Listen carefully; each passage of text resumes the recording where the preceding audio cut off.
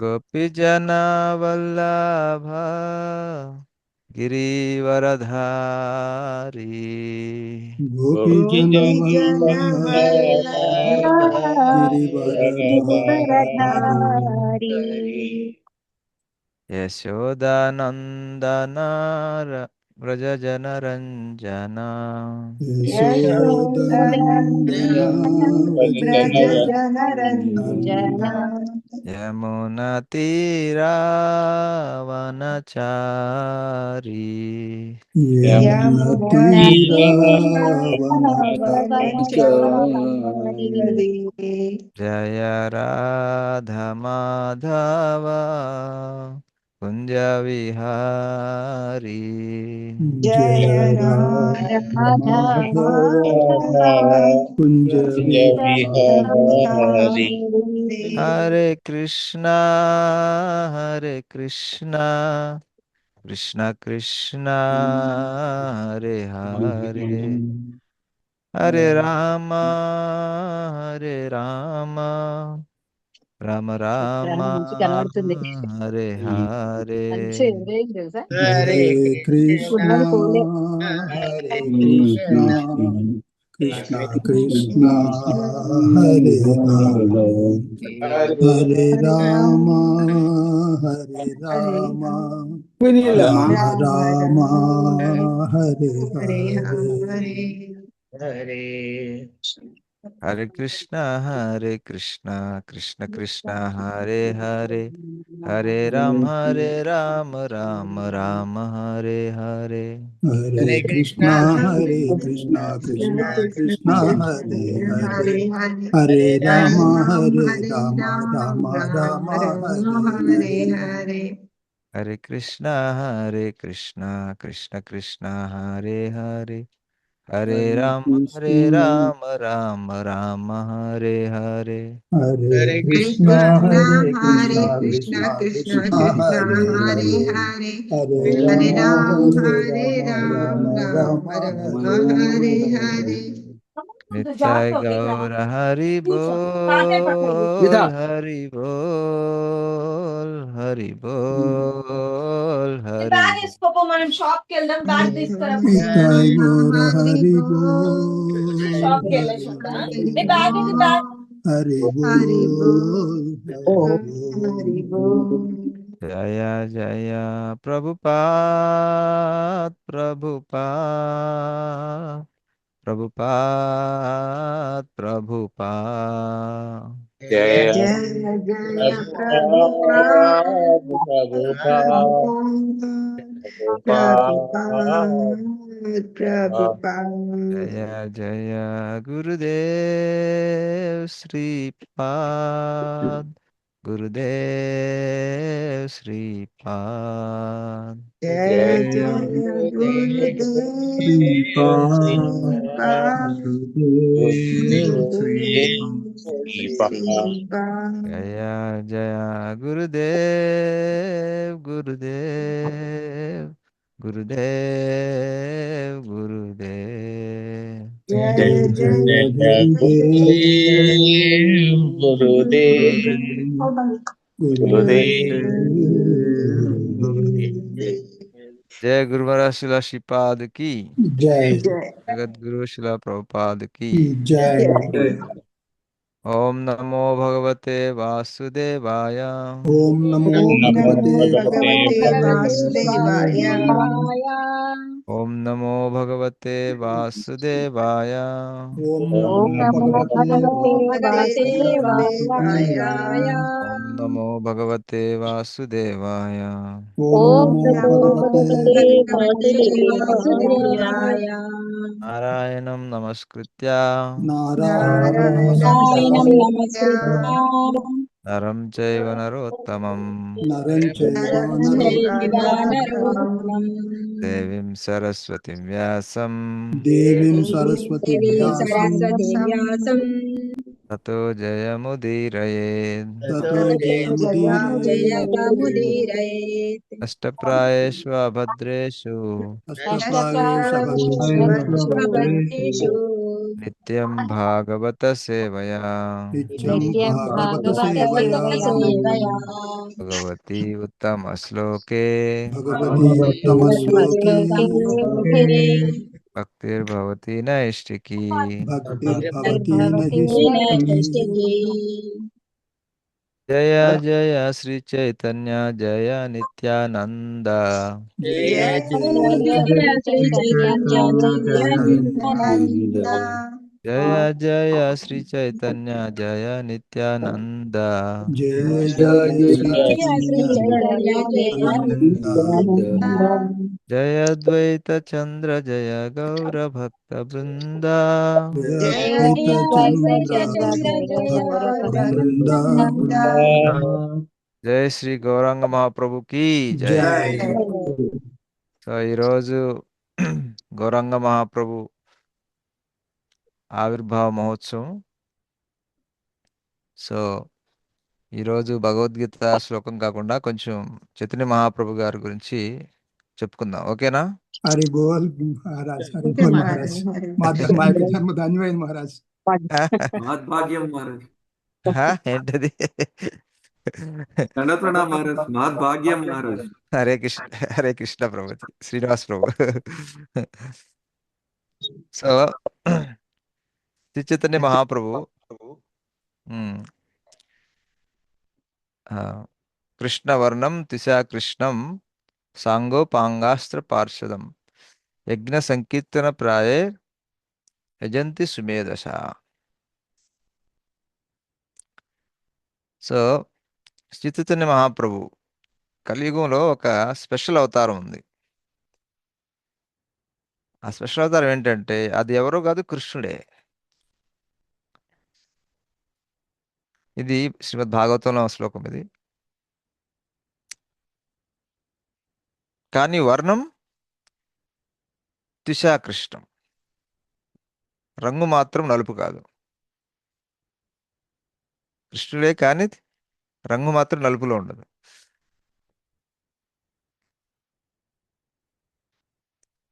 బుద్ధిమంతులైన వారు, మంచి బుద్ధి కలిగిన వాళ్ళు ఈ కలియుగంలో యజ్ఞ సంకీర్తన ప్రాయేర్ యజంతి సుమేధస. ఆ యొక్క అవతారాన్ని ఎలా ఉంటుంది? యజ్ఞ సంకీర్తన ప్రాయంగా ఉంటుంది. యజ్ఞ సంకీర్తన తోటి మనం పూజిస్తాం అన్నమాట.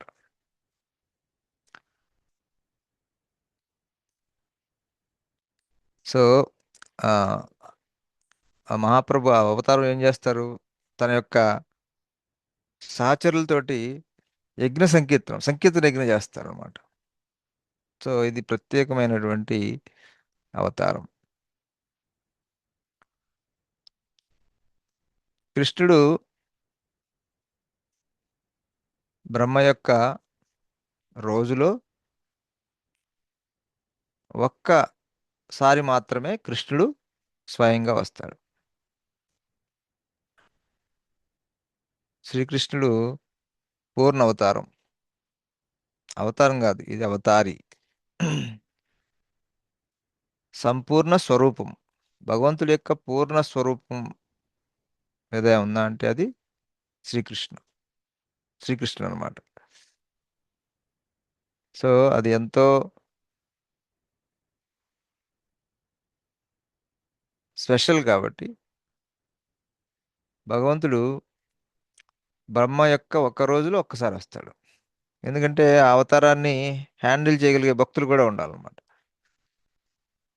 సంపూర్ణ భగవంతుని యొక్క సంపూర్ణ రూపాన్ని హ్యాండిల్ చేయగలిగేటువంటి భక్తులు, అంటే ఆ భావన ఉండగలిగే వాళ్ళు కూడా ఉండాలన్నమాట. సో ఆ విధంగా ఆ, శ్రీకృష్ణుడు బ్రహ్మ యొక్క ఒక్క రోజులో ఒక్కసారి మాత్రమే వస్తాడు. బ్రహ్మ యొక్క ఒక్క రోజులో 1000 దివ్య యుగాలు ఉంటాయి. దివ్య యుగం అంటే 4 యుగాలు కలిపి ఒక దివ్య యుగం అనొచ్చు. సో ఆ దివ్య యుగంలో ఒక్కరోజు భగవంతుడు ఒక్కసారి మాత్రమే, ఆ ఒక్క రోజులో ఆ రోజులో ఒక్కసారి మాత్రమే వస్తాడు అనమాట. అంటే 1000 దివ్య యుగాలు ఉంటే 4 యుగాలు కలిపి ఒక్కొక్క దివ్యయుగం అనుకుంటే 1000 దివ్య యుగాలకి ఒకసారి శ్రీకృష్ణుడు వస్తారన్నమాట. ఇంక అందులో ఎప్పుడో కానీ చైతన్య మహాప్రభు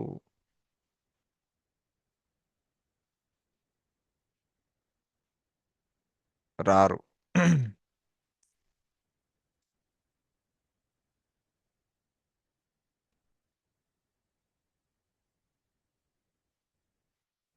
సో అందువల్ల ఇది చాలా చాలా స్పెషల్ ఇది. తర్వాత ఇందులో ముఖ్యమైన విషయం ఏంటంటే శ్రీకృష్ణుడు కృష్ణ స్వరూపంలో వచ్చినప్పుడు భక్తి గురించి చెప్పాడు, భగవద్గీతలో చెప్పాడు. కానీ ఆ భక్తిని ఎలా చెయ్యాలి అనేది వివరించలేదు నేను సవివరంగా అని ఒక ఆలోచన వచ్చిందనమాట. అలాగే ఇంతకుముందు ఎప్పుడూ ఇవ్వనటువంటి మాధుర్య రసాన్ని కూడా ఇవ్వటానికి భగవంతుడు ఆలోచన చేస్తానమాట. ఎందుకంటే భగవంతుని యొక్క మిగతా అవతారాలు ఎత్తినప్పుడు అన్ని రకాల ఆ, ముక్తి ఉంటుంది.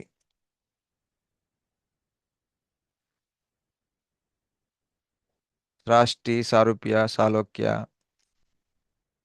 సామీప్య, మళ్ళీ అందులో సఖ్యభావము, శాంతభావము, వాత్సల్య భావము. సో దాస్య భావము. ఈ భావాల్లో భక్తులు ఉండేవాళ్ళు ఆ యొక్క అవతారానికి కనెక్ట్ అవుతూ ఉంటారు ఎక్కువగా. కానీ మాధుర్య భావాన్ని ఆ, ఇంతకుముందు ఎప్పుడు ఇవ్వలేదన్నమాట. అనార్పిత చరిం, ఎప్పుడు ఇవ్వనటువంటి ఆ మాధుర్య భక్తి భావాన్ని ఇవ్వటానికి శ్రీకృష్ణుడు చైతన్య మహాప్రభు రూపంలో వస్తాడనమాట. ఎందుకంటే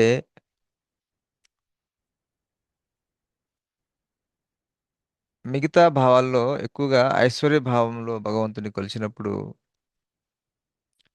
ఆ భగవంతుని యొక్క వైకుంఠ లోకాల్లో ఉన్నటువంటి వేరువేరు అవతారాలు ఉండే ప్రదేశాలకి భక్తులు వెళ్ళగలరు ఆ యొక్క అవతారాలకి సాంగత్యం పెంచుకుని. సో కానీ బృందావనంలో ఉండేటువంటి ప్రేమ సహిత భక్తి, ప్రేమలో ఏంటంటే ఎటువంటి సంకోచము ఉండదు. తర్వాత ఆ, ఎటువంటి భయము ఉండదు.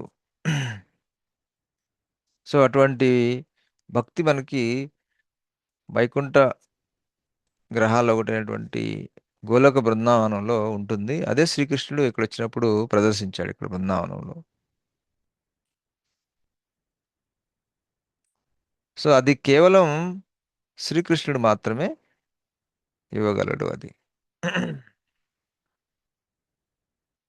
సో శ్రీకృష్ణ అవతారం కూడా సంపూర్ణ అవతారం. ఎందుకంటే ఈ శ్రీకృష్ణుడు కృష్ణ స్వరూపంలో తన మీద తనకు ఎటువంటి ఆ, ఏమంటారు పరిధులు ఏం పెట్టుకోడు అనమాట. అదే మన రామావతారంలో ఉందనుకోండి. రామావతారంలో రాముడు సీతతో కలిసి వెళ్తున్నప్పుడు చాలామంది ఋషులు, తపస్సు చేసుకునేవాళ్ళు, ఋషులు మునులు చూడటానికి వచ్చారు. ఎందుకంటే వాళ్ళకి ఎవరైతే ధ్యానంలో తపస్సులో ఉన్నారో వాళ్ళకి ఇలాంటి అవతారం వచ్చినప్పుడు కానీ మహాపురుషులు వచ్చినప్పుడు కానీ భూమి మీదకి వాళ్ళకి లోపల నుంచి వాళ్ళకి మెసేజ్ వస్తుంది అనమాట. మన గవర్నమెంట్ కూడా మెసేజ్ పంపిస్తుంటుంది కదా అప్పుడప్పుడు మొబైల్కి.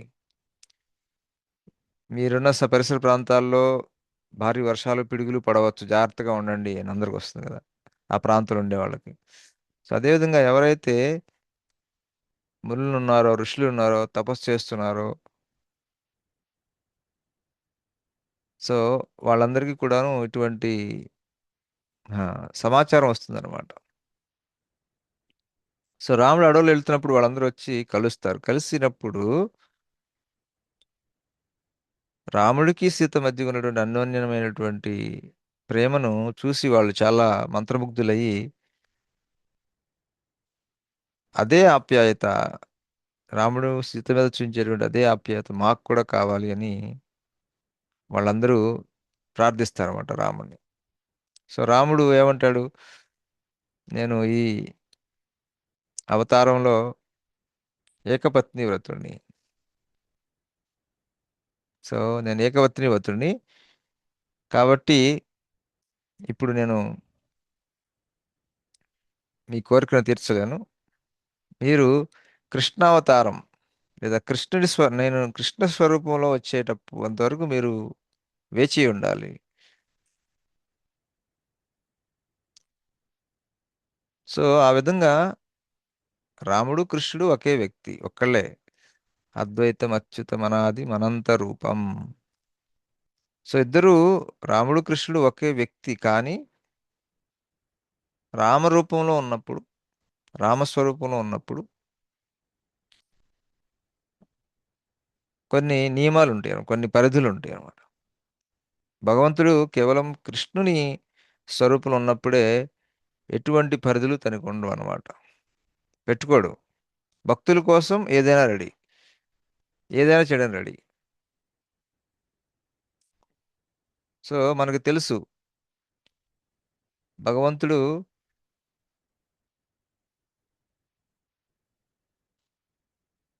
ఒక మాట ఇచ్చాడంటే మాట కోసం ఏదైనా చేస్తాడు. ఇప్పుడు రామావతారం చూసానుకోండి, జాన్ జాయ లేకిన్ వచ్చిన నా జాయ అంటే అంటే పర్ణం పోయినా కానీ వచ్చిన మాత్రం పోకూడదు. కానీ కృష్ణావతారంకి వచ్చేటప్పటికి కృష్ణుడు నేను ఆయుధం పట్టను అని ఇచ్చిన మాట కూడా దాటాడు.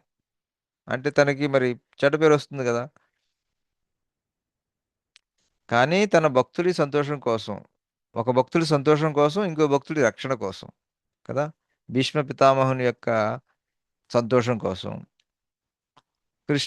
అర్జునుడి యొక్క సంరక్షణ కోసం, నా యొక్క ప్రతిజ్ఞ భంగమైనా పర్లేదు, దానివల్ల నాకు మాట వచ్చినా పర్లేదు, కానీ నా భక్తుల యొక్క సంతోషమే నాకు ముఖ్యం అనుకునేది కృష్ణ అవతారం అన్నమాట. కృష్ణ అవతారం అనకూడదు, కృష్ణ స్వరూపం. భగవంతుడు కృష్ణ స్వరూపంలో ఉన్నప్పుడు, ఎందుకంటే కృష్ణుడే ఏతే చాంశ కళాపుంశ కృష్ణస్తు భగవాన్ స్వయం. మన భాగవతంలో అవతారాలన్నిటి గురించి చెప్పిన తర్వాత ఇవన్నీ కూడా ఆ దేవాది దేవుడి యొక్క అంశలు, అంశల యొక్క అంశలు. కానీ శ్రీకృష్ణుడు స్వయం భగవాన్. కృష్ణస్తు భగవాన్ స్వయం. ఇంకా స్వయం అంటే స్వరూపం, స్వయం స్వరూపం. భగవంతుడు తను ఉండటానికి ఇష్టపడే, అత్యంతగా ఇష్టపడేటువంటి స్వరూపం శ్రీకృష్ణుడు. సో ఆ యొక్క శ్రీకృష్ణుని యొక్క ఈ స్వరూపంలో భక్తుల యొక్క కోరికలు, భక్తుల్ని సంతోషపెట్టడం కోసం భగవంతుడు ఎటువంటి పరిధుల్ని పెట్టుకోడు. అందువల్లనే మన యొక్క శ్రీమద్ భాగవత మొదటి శ్లోకం చూస్తే అభిజ్ఞ స్వరాట్. స్వరాట్ అంటే పూర్తిగా స్వతంత్రుడు. కృష్ణుడు పూర్తిగా స్వతంత్రుడు.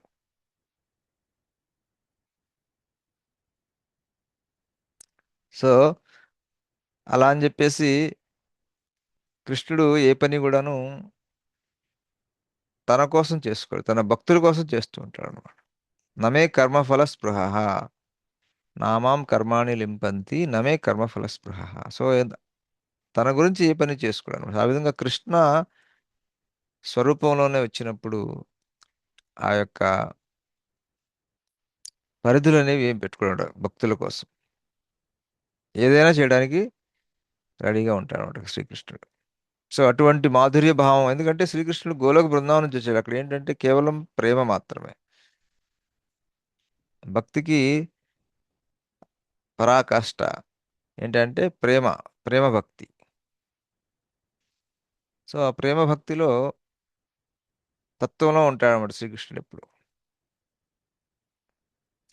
సో అందువలన అది ఇవ్వడానికి శ్రీకృష్ణుడు ఎప్పుడు ఏదైనా సరే చేయడానికి రెడీగా ఉంటాడు. భక్తుల కోసం కావాలంటే ఆయుధం పట్టుకుంటాడు,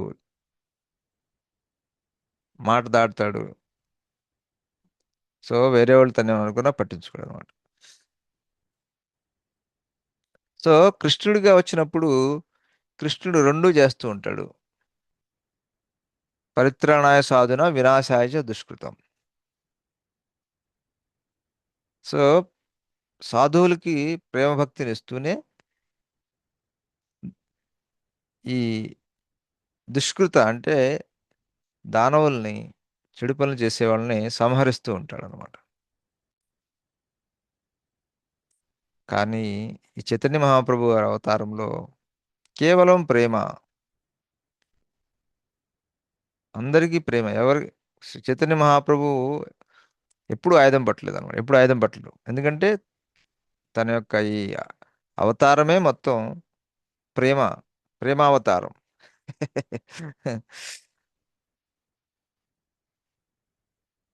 సో ఏ ఏం చేసినా సరే భగవంతుడు ప్రేమతోటి, ప్రేమతోటే, ఆయుధంతో పని లేకుండా ప్రేమతోటే అన్నీ అందరినీ భక్తిలోకి తీసుకురావటం, వాళ్ళ మనసులు మార్చటం, వాళ్ళ మనసులు కరిగించటం ప్రేమతోటి. సో చైతన్య మహాప్రభుకి వేరే ఆయుధాలతో పని ఏం లేదు. ఒకే ఒక ఆయుధం ఏంటది? గోలోకేర ప్రేమధన హరినామ సంకీర్తన. సో మహాప్రభు యొక్క ఆయుధం ఏంటి అంటే గోలోకేర ప్రేమధన హరినామ సంకీర్తన, హరినామ సంకీర్తనం. సో హరినామ సంకీర్తన తోటి మనకి గోలోకం యొక్క ప్రేమధనాన్ని మనకి ఇవ్వడానికి శ్రీ చైతన్య మహాప్రభు రూపంలో వచ్చారనమాట. కానీ చైతన్య మహాప్రభు భగవంతుడిలా పూజించడానికి ఇష్టపడేవాడు కాదు. ఎవరన్నా భగవంతుడిగా సంబోధిస్తే, భగవాన్ సంబోధిస్తే కృష్ణ కృష్ణ కృష్ణ కృష్ణ అనేవాడు చైతన్య మహాప్రభు. సో ఎందుకంటే కలియుగంలో ఈ కొంచెం ఆ, ఆధ్యాత్మికతలో ముందుకెళ్ళి కొంతమంది అనుచరులు ఏర్పడంగానే కొంతమంది వాళ్ళే భగవంతుడిగా చలామణి అవ్వటం, లేకపోతే అటువంటి ధారణ సృష్టించడం, ఇలాంటివి చేస్తుంటూ ఉంటారు అన్నమాట. సో చైతన్య మహాప్రభు గారు కృష్ణుడే అయినప్పటికీ తను భగవంతుడిగా కాకుండా భక్తుడిగా ఉండటం కోసం ఇష్టపడేవాడు. ఇంకొకటి వేరే వాళ్ళకి ఉదాహరణగా, ఎగ్జాంపుల్ సెట్ చేయడానికి, ఉదాహరణగా ఉండటం కోసం. సో అందువల్ల మనం శ్రీ చైతన్య మహాప్రభుని మనం ఒక భక్తుని రూపంలో పూజిస్తూ ఉంటాం అనమాట. సో అందుకే మనం నెమలి పింఛం కూడా పెట్టాం కృష్ణుడు అయినప్పటికీ. ఆయనకి ఎలా ఉండడం ఇష్టం. కానీ వచ్చింది భగవంతుడే కాబట్టి భగవంతుడి లక్షణాలు స్పష్టంగా ఉన్నాయి అన్నమాట చైతన్య మహాప్రభు గారు. ఒకటి ఆజాను లంబిత భుజౌ, భగవంతుని యొక్క బాహువులు మోకాళ్ళు దాటి ఉండేవి అనమాట. అలాగే అరికాలు, అరిచేతులను కొన్ని చిహ్నాలు ఉంటాయి భగవంతుడికి. సో వీటిని చూసి ఎవరైతే దీంట్లో జ్ఞానం ఉందో వాళ్ళు కనిపెట్టేస్తారన్నమాట. అలాగే కాకుండా భక్తిలో బాగా ముందుకెళ్ళిన వాళ్ళు భగవంతుడు ఏ రూపంలో వచ్చేసినా కానీ పసిగట్టేస్తారు.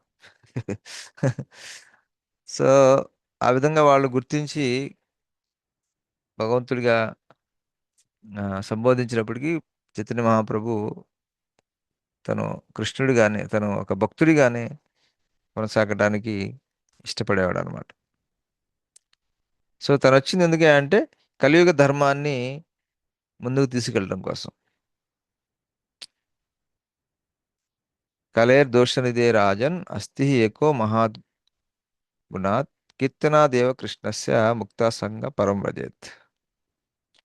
సో చైతన్య మహాప్రభు గారు యొక్క యుగధర్మాన్ని మొదలుపెట్టి అందరికీ దీన్ని పంచడం కోసం చాలా ఆ, మనలో ఒకళ్ళుగా పుట్టి భగవంతుడు అయినప్పటికీ సో మనలాగానే గృహస్థ జీవనం ఎంటర్ అయ్యి మళ్ళీ సన్యాసం తీసుకుని మళ్ళీ అంతా తిరుగుతూ అందరికీ ఈ భక్తి యొక్క బోధనని చేశారనమాట.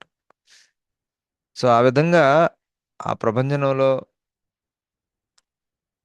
ఆ చైతన్య మహాప్రభు గారి కృపాబిందు కణము, అణువు లేదా పరమాణువు మనకి దొరకటం వల్ల మనం ఈ గౌడీ వైష్ణవ సంప్రదాయంలో మనం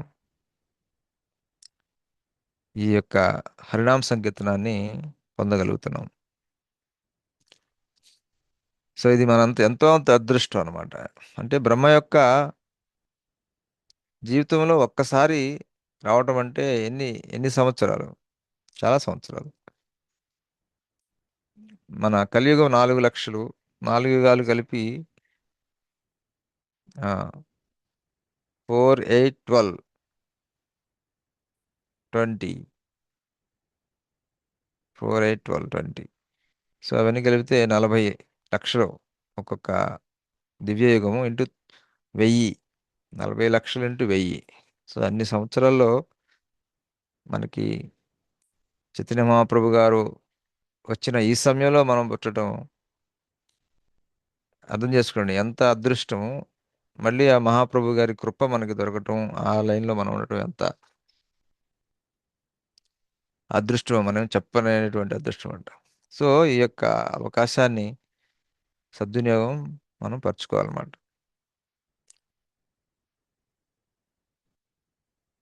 సో అదేవిధంగా ఈరోజు కూడా చంద్రగ్రహణం, చైతన్య మహాప్రభు వచ్చినప్పుడు కూడా చంద్రగ్రహణం ఉంది. మరి ఈరోజు కూడా చంద్రగ్రహణం ఉంది. సో ఈరోజు ఇంకా చాలా చాలా స్పెషల్ అనమాట. సో అంటే చైతన్య మహాప్రభు గారు వచ్చినటువంటి గౌరీ పూర్ణిమ ఈరోజు, ఆ రోజు యాజ్ ఇట్ ఈస్గా ఈరోజు మళ్ళీ పునరావృతం అయినట్లు అనమాట.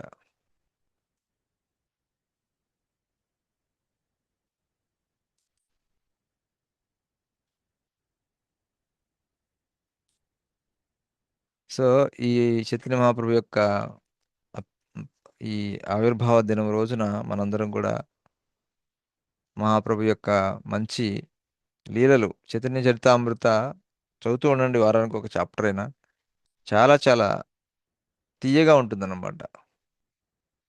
ఇంతకన్నా తీయనిది ఇంకే ఉండదు అనమాట.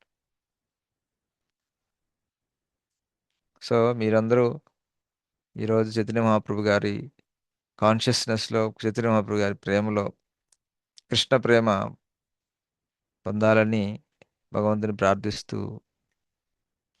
హరే కృష్ణ కృష్ణ కృష్ణ హరే హరే, హరే రామ్ రామ్ రామ్ హరే హరే.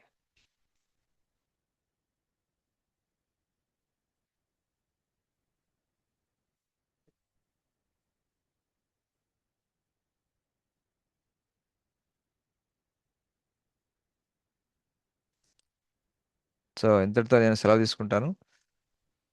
మీరు ఈ కార్యక్రమాలు చేయండి. మీకు చైతన్య మహాప్రభు, గౌరంగ మహాప్రభు గారి ఆశీస్సులు తప్పకుండా లభిస్తాయి. హరే కృష్ణ. హరే కృష్ణ మహారాజ్. మహారాజ్ గారు మనకు అందించినటువంటి ఈ దివ్య సందేశానికి మనకి అందరము కూడా అనుగ్రహ భాషను ఇచ్చినందుకు మనం మహారాజ్ గారికి ఒకసారి హరే కృష్ణ మహామంత్రం ద్వారా మనకు కృతజ్ఞతలు తెలియజేద్దాము.